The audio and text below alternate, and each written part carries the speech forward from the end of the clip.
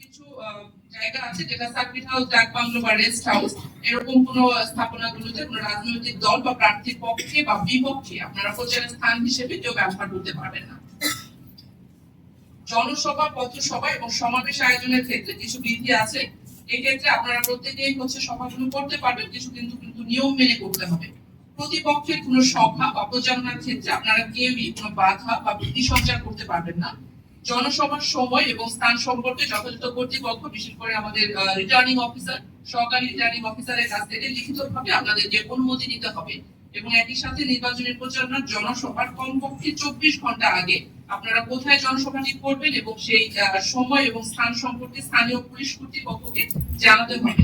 নির্বাচনী প্রচারণার ক্ষেত্রে আপনারা যেহেতু একাধিক দল একটি নির্বাচনী আসন নির্বাচন করবেন, তো সেই ক্ষেত্রে আপনাদের কর্মসূচিগুলোর জন্য একটি নির্দিষ্ট সময়সূচি মেনটেন করতে হবে এবং সেটা যে কর্তৃপক্ষ আছে, সংশ্লিষ্ট উপজেলা নির্বাহী অফিসার বা রিটার্নিং অফিসার, সহকারী রিটার্নিং অফিসার এবং রিটার্নিং অফিসার যারা থাকবেন তাদের কাছে আপনারা সেটা জমা দেবেন এবং সেই অনুযায়ী সময়টি সংশ্লিষ্ট কর্তৃপক্ষ আপনাদের সমন্বয় সাধন করে দিবেন।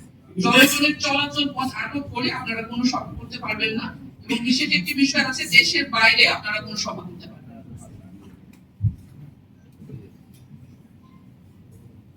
লিফলেট, হ্যান্ডবিল এবং পোস্টার বা ব্যানার ফেস্টুনের যে ব্যবহারগুলো বিষয় আছে, আপনারা এই বছরের আমাদের নির্বাচনের আচরণ বিধি অনুসারে কোনো ধরনের পোস্টার আপনারা ব্যবহার করতে পারবেন না। এছাড়া আপনারা ব্যবহার করতে পারবেন ব্যানার বা ফেস্টুন হিসেবে যে ব্যবহার করতে পারবেন, কিন্তু সেগুলো অবশ্যই অপচনশীল দ্রব্যের তৈরি হওয়া যাবে না, যেমন রেক্সিন, পলিথিন বা প্লাস্টিক, যেগুলো পরিবেশের জন্য ক্ষতিকর, এই ধরনের কোনো কিছু আপনারা ব্যবহার করতে পারবেন না। এবং ব্যানার বা ফেস্টুনের উপরে কোনো ধরনের প্লাস্টিক বা পলিথিনের আবরণ ব্যবহার করতে পারবেন না। দেয়াল, গাছ এবং বৈদ্যুতিক খুঁটি থেকে অন্যান্য যে কোনো ধরনের খুঁটি এবং কোনো প্রকার যানবাহনে আপনারা ব্যানার বা ফেস্টুন সাজাতে পারবেন না। অন্য কোনো প্রার্থী আপনি তার ব্যানার বা ফেস্টুনের উপরে আপনার ব্যানার বা ফেস্টুন টাঙাতে পারবেন না। ইলেকট্রনিক অথবা ডিজিটাল মাধ্যম ছাড়া যে প্রচার সামগ্রী আপনারা ব্যবহার করবেন, সেক্ষেত্রে বলা আছে ব্যানার হবে সাদা কালো আর A4 সাইজে, ফেস্টুন সর্বোচ্চ 18 ইঞ্চি বাই 24 ইঞ্চি এবং এগুলোতে নিজের ছবি এবং প্রতীক ছাড়া অন্য কারো ছবি বা প্রতীক ছাপানো যাবে না। শুধুমাত্র আপনাদের প্রত্যেকে যারা দলীয়ভাবে নির্বাচনে অংশগ্রহণ করছে তাদের ক্ষেত্রে দলীয় প্রধানের ছবি আপনারা দিতে পারবেন, সেটারও একটি নির্দিষ্ট আকার আছে এবং তাদের কোনো ছবি দিতে গেলে প্রার্থনারত অথবা নেতৃত্ব দানের যে ভঙ্গিমার কিছু ছবি আমাদের দেখা যায়, সেই ধরনের ছবি আপনারা ব্যবহার করতে পারবেন না। ব্যানার এবং লিফলেট এবং হ্যান্ডবিল আপনাদের প্রত্যেকের ক্ষেত্রে মুদ্রণ করবেন যে প্রতিষ্ঠানে, সেই প্রতিষ্ঠানের নাম থাকতে হবে।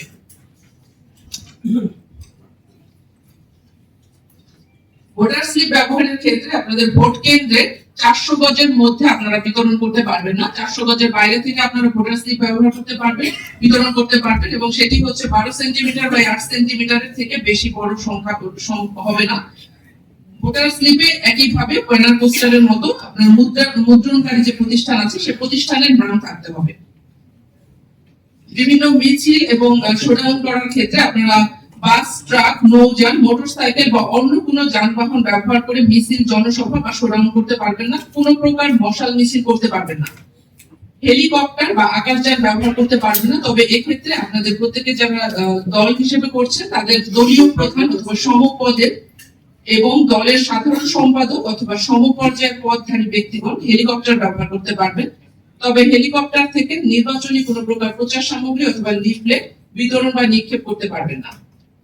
ভোট কেন্দ্রের নির্ধারিত চৌহদ্দির মধ্যে কমিশন কর্তৃক অনুমোদিত ব্যক্তি ব্যতীত অন্য কেউ মোটরসাইকেল বা অন্য কোনো যানবাহন ব্যবহার করতে পারবেন না। কোনো প্রকার ড্রোন বা কোয়াড্রপার ব্যবহার করতে পারবেন না। যারা প্রতীক পেয়েছেন, বিশেষ করে অনেকেই আছে জীবন্ত প্রতীক প্রাণী হিসেবে প্রতীক দেওয়া হচ্ছে, সেই প্রাণীগুলোকে আপনারা জীবন্ত প্রাণী হিসেবে মিছিল করতে বা কোনো ধরনের প্রচারণার ক্ষেত্রে আপনারা জীবন্ত প্রাণী ব্যবহার করতে পারবেন না। গেট, তোরণ, প্যান্ডেল এবং ক্যাম্প স্থাপন এবং আলোকসজ্জাকরণের নির্দেশনার ক্ষেত্রে কোনো ধরনের গেট বা তোরণ নির্মাণ করতে পারবেন না। জনগণের চলাচলের প্রতিবন্ধকতা সৃষ্টি করে এমন কোনো স্থাপনা নির্মাণ করা যাবে না। 400 বর্গ ফুটের বেশি জায়গা নিয়ে আপনারা কোনো প্যান্ডেল নির্মাণ করতে পারবেন না। এবং যে কোনো নির্বাচনী ক্যাম্প করার ক্ষেত্রে প্রতিটি ইউনিয়ন, পৌরসভা অথবা সিটি কর্পোরেশনের প্রত্যেকটি ওয়ার্ডে একটি মাত্র নির্বাচনী ক্যাম্প করতে পারবেন, একাধিক করা যাবে না। এবং এই ক্যাম্পগুলোতে আপনারা ভোটার যারা থাকবেন তাদেরকে কোনো প্রকার আপ্যায়ন করা যাবে না, বিশেষ করে কোমল পানীয়, খাদ্য অথবা যে কোনো ধরনের উপহার বা উপঢৌকন বিতরণ করা যাবে না।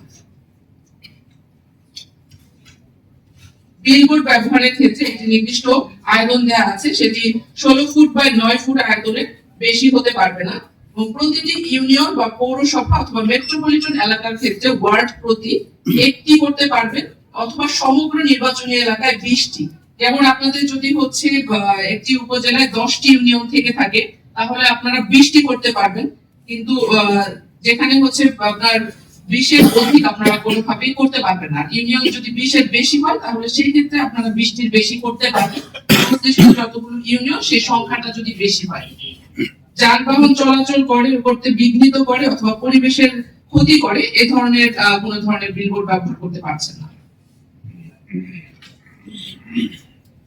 কোন ধরনের উস্কানিমূলক বক্তব্য বা বিবৃতি প্রদান করা যাবে না। অশালীন অথবা আক্রমণাত্মক বক্তব্য, মানহানিকর, সাম্প্রদায়িকতা অথবা ধর্মীয় অনুভূতিতে আঘাত হানে এমন ধরনের কোনো বক্তব্য দেওয়া যাবে না।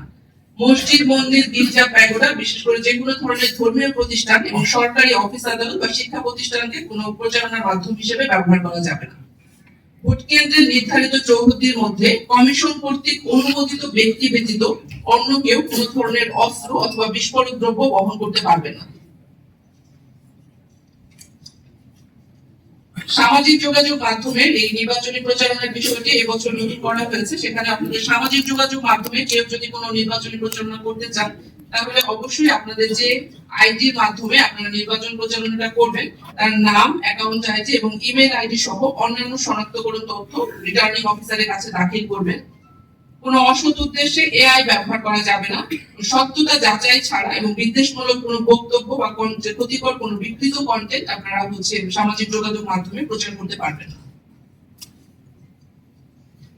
মাইক এবং লাউড স্পিকার ব্যবহারের ক্ষেত্রে কিছু বিধি আছে। সেক্ষেত্রে আপনারা যখন একটি জনসভা করবেন সেই জনসভার ক্ষেত্রে একসাথে একটি জনসভায় সর্বোচ্চ 3টির বেশি আপনারা লাউড স্পিকার বা কোনো মাইক্রোফোন ব্যবহার করতে পারবেন না। এবং আপনারা প্রচারণার ক্ষেত্রে একটি এলাকায় যখন প্রচারণার জন্য লাউড স্পিকার ব্যবহার করবেন সেটি অবশ্যই দুপুর 2টা থেকে রাত 8টা পর্যন্ত সময়সীমার মধ্যে করতে হবে। লাউড স্পিকার বা মাইক্রোফোনে যে শব্দের মানমাত্রা থাকবে সেটি হচ্ছে 60 ডেসিবেলের উপরে হবে না। প্রচারণার যে সময়টি আমাদের নির্ধারিত, যেটি আমাদের অলরেডি আমাদের জেলা প্রশাসক স্যার বলেছেন, আপনারা আজকে প্রতীক প্রাপ্তির পর আগামীকাল থেকে প্রচারণা করতে পারবেন, যেটা ভোট গ্রহণের জন্য নির্ধারিত দিনের 3 সপ্তাহের পূর্বের সময় থেকে শুরু হবে। তার পূর্বে আপনারা প্রচারণা করতে পারবেন না এবং ভোট গ্রহণ শুরু হওয়ার 48 ঘন্টা পূর্বে, যেটা আমাদের 12 তারিখে সকাল 7:30 থেকে নির্বাচনের ভোট গ্রহণ শুরু হবে, আপনারা 10 তারিখ ফেব্রুয়ারি 10 তারিখ সকাল 7:30 পরে আর কোন ধরনের প্রচারণা করতে পারবেন না। এবং ভোট গ্রহণ সমাপ্ত পরবর্তী 48 ঘন্টার মধ্যে প্রত্যেক প্রার্থী যারা নিজ প্রচার সামগ্রী বিভিন্ন জায়গায় দাঁড়াবে সেগুলো নিজের দায়িত্বে প্রচার সামগ্রী অপসারণ করতে হবে। আপনাদের প্রত্যেকের একটি নির্বাচনী ব্যয়সীমা আছে। নির্বাচনী ব্যয়সীমার ক্ষেত্রে এই ব্যয়সীমাটা যদি রাজনৈতিক দলের ক্ষেত্রে 50,000 টাকার বেশি হয় এবং একজন ব্যক্তি স্বতন্ত্র প্রার্থী হিসেবে যারা আছেন তাদের ক্ষেত্রে 20,000 টাকার বেশি হয়, তাহলে সেই লেনদেন যেটি হবে সেটি বাধ্যতামূলকভাবে আপনাদের ব্যাংকিং মাধ্যমে সম্পাদন করতে হবে। এবং সামাজিক যোগাযোগ মাধ্যমে প্রচারণার ক্ষেত্রে কোনো বিদেশি অর্থায়নে আপনারা কোনো বিজ্ঞাপন প্রদান অথবা প্রচারণা করতে পারবেন।